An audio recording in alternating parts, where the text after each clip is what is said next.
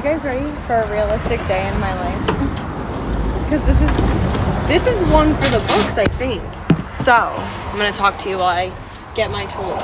Basically, that whole system that you saw me hook up yesterday, well, the vacuum was supposed to start. It's a VFD for a vacuum system, and it didn't start because the company didn't send us a transducer for it, which is going to be now overnighted, which is fine, but the transducer needs its own specific conduit run.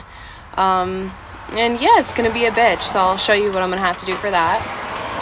And then, as I was getting ready, I'm also running the photo eyes for the garage door openers into the control panels that I installed.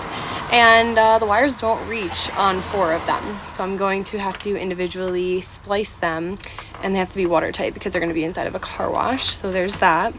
And then, as I was getting ready to do that, the TV guy came up to me and said that he was drilling and his stud finder didn't find any electricity in the wall, but he drilled and went through the lighting circuit and was really shut down all of our lights basically. So I told him to open it so I could do a splice in there, and he did. And he also found that they are using a unshielded ground as the neutral conductor for the entire circuit. So I have to rerun this entire circuit. I think that was like the worst of it. I'm gonna walk you through so you guys can see what I have to do, but this is like a realistic day in the life. Like, I did that service and I thought I was wrapping up here today, and I didn't even think I was gonna be here for a full day. I lied to myself. Come on.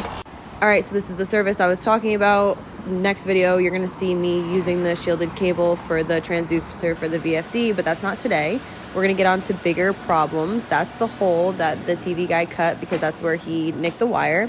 And it brings you down to this box here, and when I opened it, they have a bare ground as the neutral conductor on that GFI, which is a huge no-no. So basically, I'm just gonna have to bring an extra wire down, and there's absolutely no slack in this wire. So I was just trying to trace it and see where I found it initially.